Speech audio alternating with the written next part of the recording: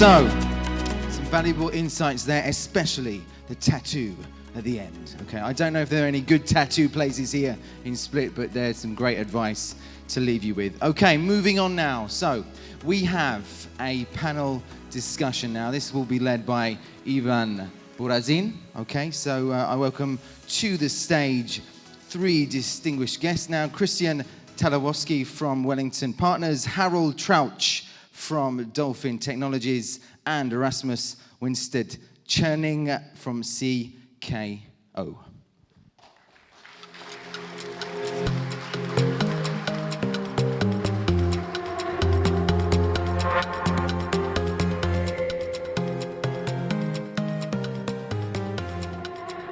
Hello, everyone. All right, we're here. Good morning, guys. How are you? Great. Great, wonderful. Thanks. Okay, so this is Rasmus, Harold, and Chris, just so you guys can put a picture to their face. And we're here to talk about startup ecosystems in Europe. And Mike Butcher just did a great job about talking about that. He mentioned all the stuff that they did and the boulder theory and stuff like that. So since we're all from Europe, maybe we can just start off what you guys do in your ecosystems and where you're from, and then we can work from there. Go whoever wants to go first. All right, I'll start first. So my name is Christian. I'm with Wellington Partners. We're a pan-European venture capital fund. Total assets under management is like 850 million euros, quoted in US dollars, and then it's $1 billion fund. Sounds much better. We're investors in Spotify, Halo, YPlan, and a bunch of other really good consumer companies, but also on the other side of the spectrum, investors in enterprise software, database technology, etc. Also medical technology and clean tech. So it's a fifth generation fund, meaning we're in fund 5 now. We've been around for about 15 years. Offices in Munich and London. I'm Harold. I'm from Austria. I'm the CEO and co-founder of Dolphin Technologies. We found that car insurance is unfair because you're based on social demographics, so we invented a system where you're paying based on your user behavior. This was back in 2001, and also started a company in Silicon Valley just 2 years ago called Everbill. It's like SAP for small and medium businesses and startups, and running our business here in Europe.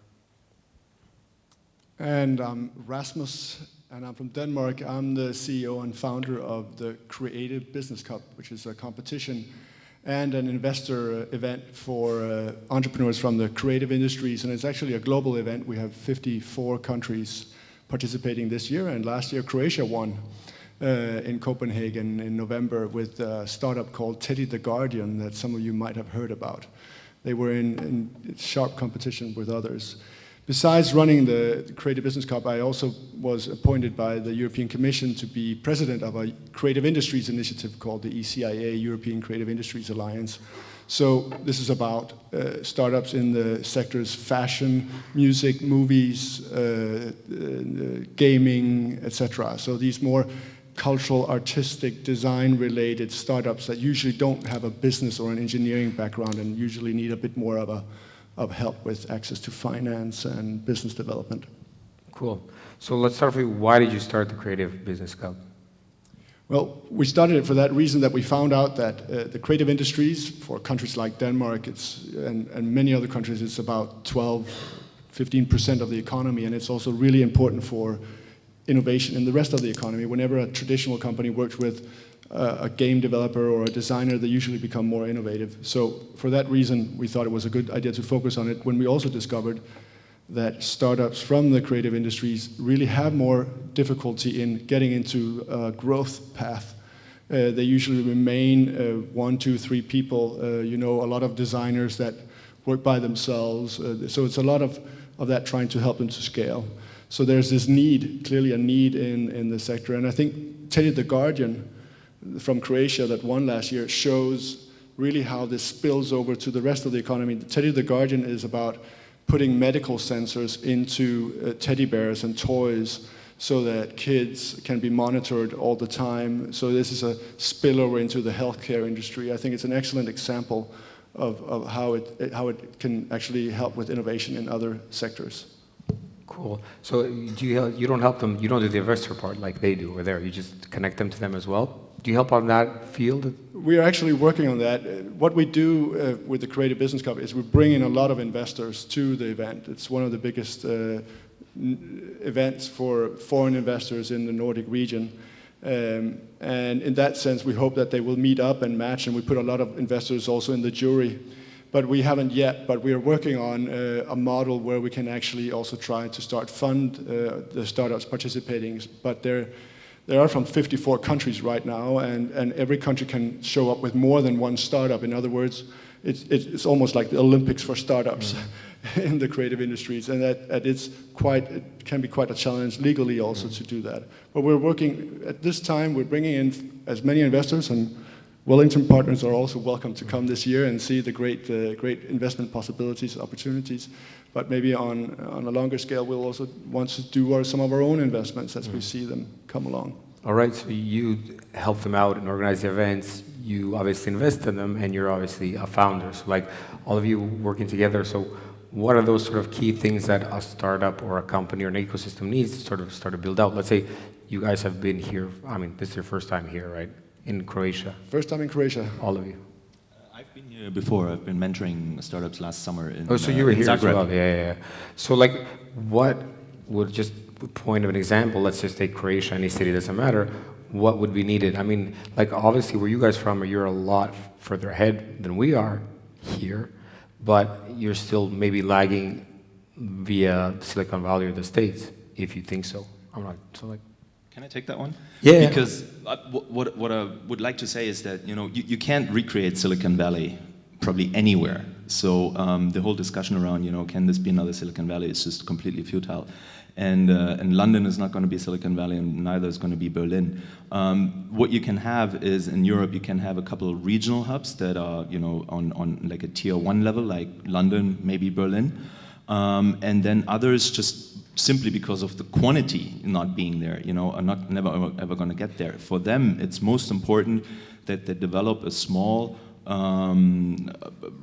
you know, really rich and strong local network that has strong ties into these regional hubs like London and Berlin, or also straight into the valley. And I spend a lot of time all across Central Eastern Europe, so the whole belt from the Baltics down to Bulgaria and over here to, I guess, Slovenia, then that western tip. And I see all these cities, you know, and everyone has their own conference, and I think that's great because that's part of, you know, building an ecosystem. They all have their own angels, and then some funds like me or European angel investors come in and they take a broader look and they, you know, take a look at the, you know, companies they're interested in Tallinn, Estonia, or in Sofia, or in Zagreb, and that's the way I approach it. So, you know, keep the expectations kind of realistic, and then I think you can build something really strong here with people that either return from abroad or with the excellent technical universities that, in fact, all Central Eastern European countries have. And that's, you know, one great resource where you guys can compete that, you know, people in London or in Silicon Valley are not going to be able to compete. They have the people that worked at Google or Facebook, but you have access to talent that you can pay for. You can't afford the guys in Silicon Valley. Okay, but I never wanted to like do another Silicon Valley. That's like totally beyond. But the thing is, can we do something else? I mean, it's cool that the guys that go out to Silicon Valley come back, connections, they help out, they have that state of mind, you know, fail fast, fail hard, continue. But can we do something different? Can we be not a Silicon Valley per se, but something else that may be better than Silicon Valley, but just or bigger, but not directly? Can we leapfrog them in some sort of aspect? Just a thought. So let me add on top of that. I think the great part of Silicon Valley is that it is a very acquisitive ecosystem. So you have companies there that are buying the startups. You hardly have that in Europe, let alone in Croatia or any other smaller country in Central Eastern Europe. So that's the you know, that part of the equation that no one has in Europe. That's why all companies that want to grow to a certain size and, you know, be on the bleeding edge of technology and have a global outlook, you know, will eventually end up having some sort of sales and marketing function or platform developer relationships in the US. and with that, typically also comes fundraising at some point. So most of our portfolio companies have US follow-on investors. So we have the relationships and we introduce them to the follow-on investors, whether it's Union Square or Sequoia or Kleiner Perkins or whatever. Going that direct is going to be really hard. I think you're already doing something quite different than, as said, than Silicon Valley, in the sense that good ecosystems are, of course, nearness and geography and clustering, knowing each other and creating momentum in a place is important. But those that are successful are open and find and open to the rest of the world, and both when it comes to distribution and investors, etc. And that's what you're doing these days with Shift and this and it's a paradox. On one hand, you really need to create the right sauce and mix right here in the place. You need to nearness and mentoring and people being there, and you can meet and have dinner, and it's important. But at the same time, keeping it open and inviting people here and showing what you have and the opportunities is important. The right sauce, that's the problem, isn't it? But you're getting there. Yeah, you have so a right spice, international spice. International spice, yeah. Well, there's a certain, sorry to interrupt, there's a certain life cycle that is involved there. Just like in a startup, it's not straightforward, but it's a never-ending story of pivots. So in the end, what is most important is that you have a couple local entrepreneurs that have so much passion that they put money and effort into building local accelerators, incubators, or some other sort of hub where, even if it's just a co-working space where people can gather. The second is then that you have a stage where people who have made money in tech startups then come back and bring in the experience as angel investors. And that is typically the beginning or the impetus of the whole thing. Well, I do have let's say a slightly different view on this one, because I think the most important thing when you start a company is that you're not looking for an idea, but you always look for a problem. And I think the best driver is having a problem and being eager to solve it.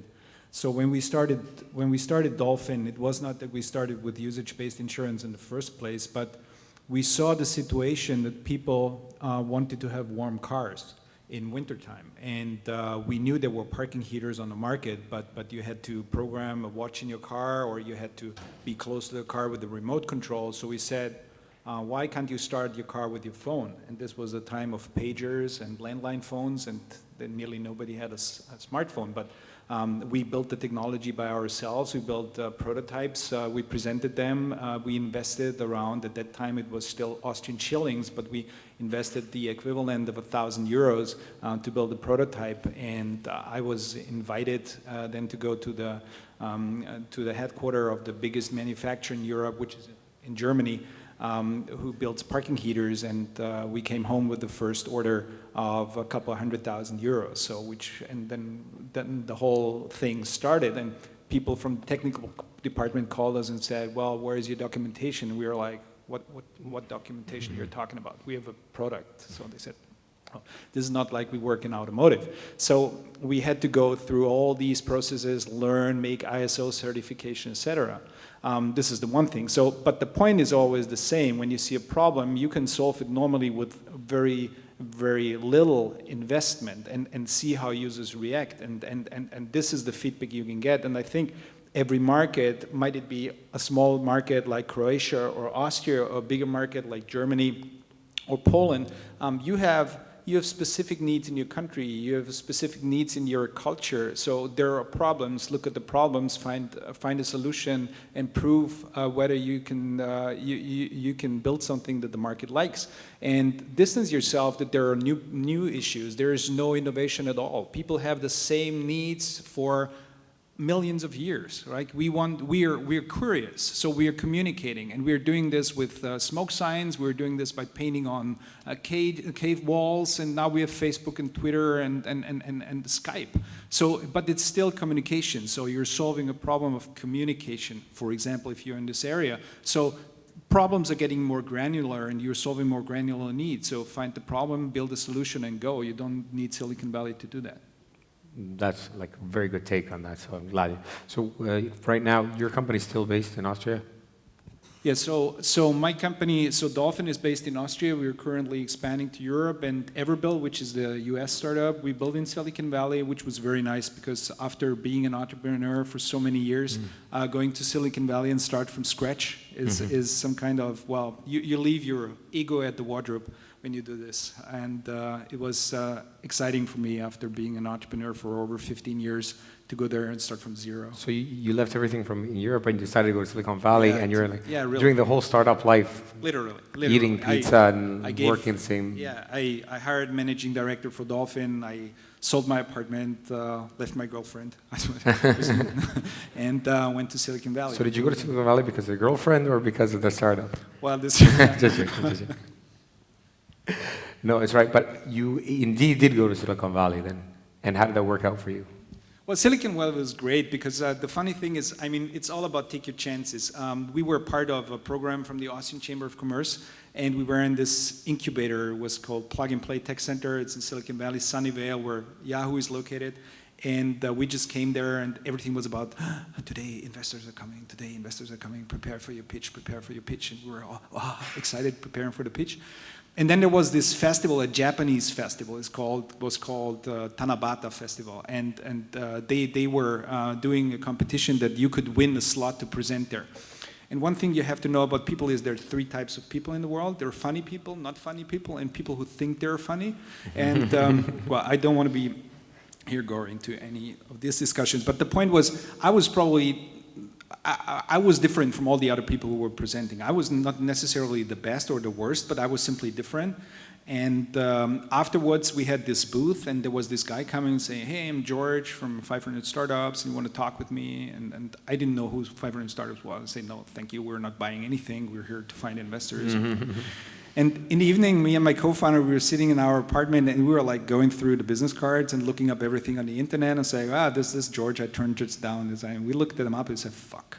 It's like, we didn't know them. So we called them and said, hey, George, how you doing? You remember how we were very busy at this event, so you want to meet?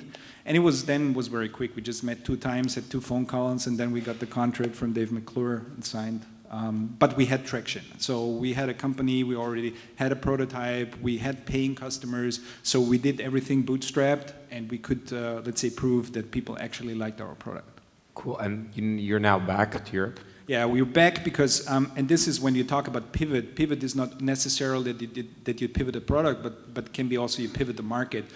So our business model is a recurring business model, is software as a service. So there's 2 things you have to understand. There's customer acquisition costs and there's customer lifetime value. And if customer acquisition cost is higher than customer lifetime value, then you have a failure.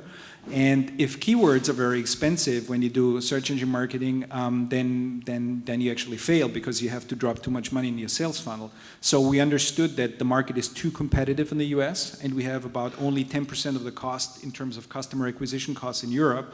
I'm mainly talking about Austria and Germany, so this actually made our model work. So customer acquisition costs are lower than customer lifetime value. And this is, but also exactly the thing why you need an investor. Because the problem with the recurring business model is that you have this death loop in the beginning where you need more money than you actually gain. So you early have to talk with investors, and it's okay if they give you only $10,000, $20,000, $30,000, but you have to build your story. You have to get in contact with investors, so when you're really starting to actually getting traction, that you're not dying because you're running out of cash. So this is exactly why you need investors for. No bank will understand that. So no bank, might it be in Croatia or in Austria, will give an entrepreneur the money to go through a SaaS model which scales quickly. They don't get it. I hope there are no bankers here, no offense at all, but there are some actually. So yeah, well, we have sponsors. It is offense, there, I don't care, but. So the thing, like getting back, which was interesting, so you said you pivot your market. So you were in the Valley, your market was the States, and then you pivoted back to Europe. And now you have a successful company that came back from the States, pivoted the market, and now works in Europe and is living off that. Yeah, we had our traction in Europe. We tried in the US and simply understood it wouldn't work out. So we just came back. But we still have the holding company there as an investment vehicle. And so we're getting the investors. But you're one of the unusual ones that actually, which is good because we're in Europe, right?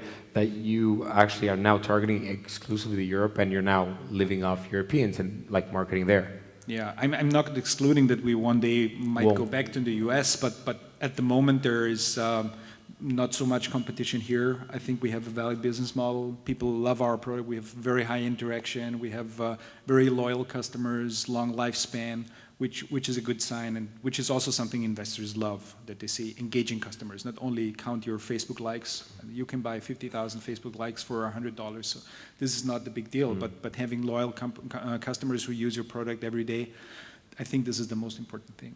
All right, just not one last, but what did you bring back to your community from there? So now obviously you came back, you lived there. What do you tell, what do you preach, so to say, to your guys back home now that you're back home? Well, I think what you really learn is you get much quicker. You understand you have to test the product first before you ask for money. So because most people think that if they have an idea, there is value in ideas, there's no value in the idea at all. I love this, this guy who first climbed Everest who said, well, hundreds of people had the idea before, but I did it. And this is actually the point. If you're not investing everything you have, why should anybody else trust you and invest in you? And if you start, and if you incorporate the culture of fast prototyping, if you build products, if you build a laptop by just folding a paper and just make the user interact with it, it simply gets much faster. So interact with users very, very early, even if you don't have a product. Work with mock-ups, work with paper dummies, especially when you're in IT. You can simply build the user story with using pen and pencil. And there are great apps like POP, Prototype on Paper, where you simply take snapshots of your scribbles and then let the user interact with it and build, let's say, interactive prototypes like with Balsamiq. So they're great ways to work and interact with customers very, very early. Cool. Now, just each of you all sort of travel quite a bit and go to conferences and ecosystems that are not the Valley. And do you have any sort of experiences of some place that you went that was extremely well at something?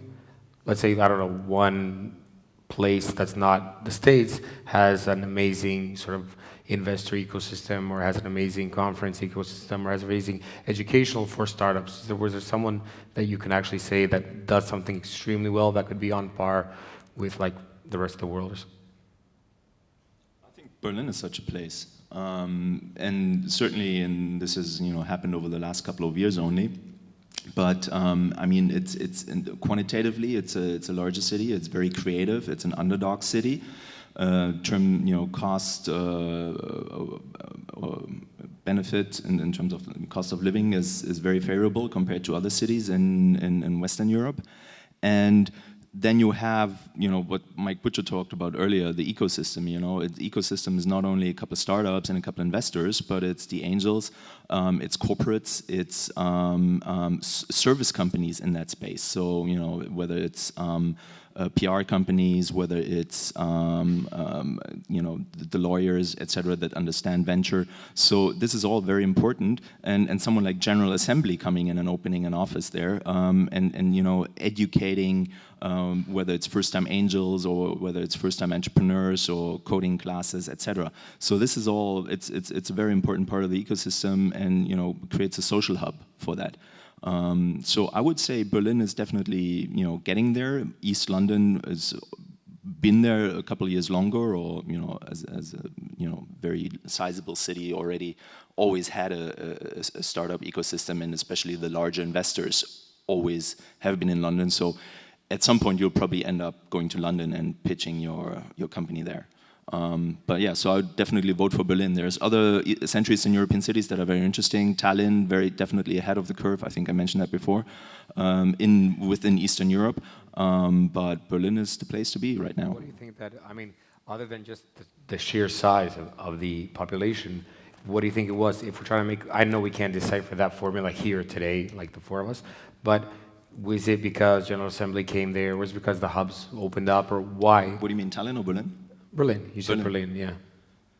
Well, Berlin's had a history in startups. Not like that startups just started coming to Berlin 5 years ago. It's, the 1999 through 2001, there's a huge number of startups in Berlin as well. In fact, Wellington has funded startups back then in Berlin. But I think one large impetus was when Rocket Internet opened in Berlin in 2007, which gave just a huge push into that part of culture, startup culture. People leaving their jobs at Goldman Sachs and McKinsey, etc., to work in startups. And you can think of Rocket whatever you want, but the fact is that they've been successful at this, that they have built a school for entrepreneurs, first-time entrepreneurs, that went through one or two iterations of doing stuff at Rocket, and then started their own companies outside of Rocket. And that's been definitely a huge foundation in Berlin. Plus, then you have a lot of creative people that then started mingling with the tech people and the business people. So this, it's been a kind of like a magic recipe. I can maybe add on Estonia. Like here in Croatia, it seems you have political leadership that also moves ahead. Estonia has had for quite some time now a political leadership that calls it e-Estonia, that pushes everything from national and local elections to the web, and there really is, also when you are around in Estonia, you get free Wi-Fi everywhere. So they have really been good at also making the population early users, early adapters in a way. So like I feel that you have here in Croatia political leadership going ahead in that. When it comes to ecosystems, I obviously have this focus on creative clusters and creative ecosystems, and here you have some of the obvious ones. For example, the music industry in Stockholm, the Swedish sound that actually came from the beginning of ABBA and Roxette, and now people travel in from all over the world. Britney Spears, Madonna, they make their albums up there. So there you have everything to make it, down to the music video or whatever you need to do. And you will also find Sweden and Denmark in the fashion industry. You have some of the biggest companies there. So you do find areas where there is a specialization in the creative industries, just like you saw the Champagne district in the, was a specialization in that way of making wine. Then you see that also in other parts of Europe, a strong specialization. Finland, for example, with gaming, and then around that comes the whole Slush conference that you probably know about in November. So there's a lot of spots that have certain focus on certain of the creative sectors. All right. Do you want to continue on? You stole Estonia from me. I was also about to mention Estonia, and I just joined the advisory board of a very interesting startup. I think it's founded by the former head of NASDAQ in Estonia, and they want to fill the gap between, there are a lot of people who have money, and there are a lot of startups who are looking for money, but there is simply no, let's say, structure for institutional investors or, let's say, very rich individuals how to evaluate a startup. And they're building some kind of a cluster system and some kind of measurement system between startups, so which could be very interesting for the startup community. But I think countries with now having political issues with, let's say, high unemployment rates, etc. My vision is always that the best hunter is a hungry lion. So if there are a lot of people who are hungry and they can converge, let's say, their aggressiveness because of their political situation into something positive and just go for their objective, that's actually a great situation, because, for example, in markets now like we have in Spain or even though in Italy, that you have a very high unemployment rate, you find a lot of talent on the street and they will work for equity, and only, I don't know, you have to pay them a couple of $100 so they can eat and sleep. But the hungriness is actually a really, really big challenge and a big opportunity, I think. And I think you just bring on this issue that what we also see in Creative Business Cup is that startups and entrepreneurs is also about empowerment and change, which is really something that's fantastic to see. We had last year from Saudi Arabia, they sent a woman entrepreneur who had invented a new way of making Arabic coffee with just one movement, and together with some engineers. And I think the more startups and entrepreneurs we see around the world, what they do is they disrupt, they challenge the established, whether it's the established business or the established political models. So that is also very encouraging when we see this happening around the world. Cool. So then, can we sum up a little bit? So what you said, so I'm just trying to make a quick formula. So what you said is like educational parts, like in any ecosystem, it would need or it would be great if you could have someone like Rocket Internet, like General Assembly, come on down and sort of open the doors to the vision and start getting people in there. I mean, of course, all those cities have a huge population, which have all these other businesses where people can flow out of, and other cities don't. So that may be a first key, and the second one is like sort of connect to so like Estonia does mostly gaming and stuff like that. So then mostly do stick to sort of one niche and then maybe build on top of that slowly. Are those some and obviously at the end you said the sort of the political force standing behind them. Are those sort of, did I put that out right? Please, I would totally agree with that. Just one thing, let's not forget, there are entrepreneurs who are very focused. I think the liking was earlier, Mike Butcher said about running fast, then run alone, as opposed to run long and then run together with other people. There are plenty of examples in the startup world where companies are located in some strange place you've never heard of, and they're building $1 million or $100 million company from there. And it works. It happens all the time. There's one company in our backyard meaning in southern Germany somewhere, that in the tech field is called TeamViewer, that raised money from inside venture partners from the US, a growth fund, in 2009, I think. And we had never heard of them, right? They weren't out fundraising because they were growing profitably. And now I just opened some blog the other day and I read that they've been sold for 800 million euros. And this is totally under the radar screen. They never went through an accelerator. They never, partied in Berlin, and they never. So, generally speaking, I agree with everything we've said. Just if you are a first-time entrepreneur, it's the best way to do. But if you are on your third startup and you have, execution experience, you have the technologists available, and you know exactly what you're doing in terms of the problem you're solving, then run fast, raise venture capital, not maybe in the first year, but the second year or whatever, and we'd be happy with you to work with you as well. All right, so that means we can do an ecosystem, or if you feel like it, go ahead and you can take over the role yourself. Well, I think I'll actually close on that. I think we can finish off on that. So, to all of you here, so if you believe in yourself, can I say this? It's a little bit BS, but if you can believe in yourself, you can actually do it from here as well. You don't have to wait for everything else, and go out and get, these guys are here, so you said you'd invest in them. I mean, not right away, but No, but there's one company, right? SalesPod out of Zagreb, right? Yeah. They have the engineers here, and they just raised money in the US. Secrets here, but yeah. And they're doing really well. So you can do it too. So go ahead and kick ass. Thank you very much. A round of applause for our guests, please.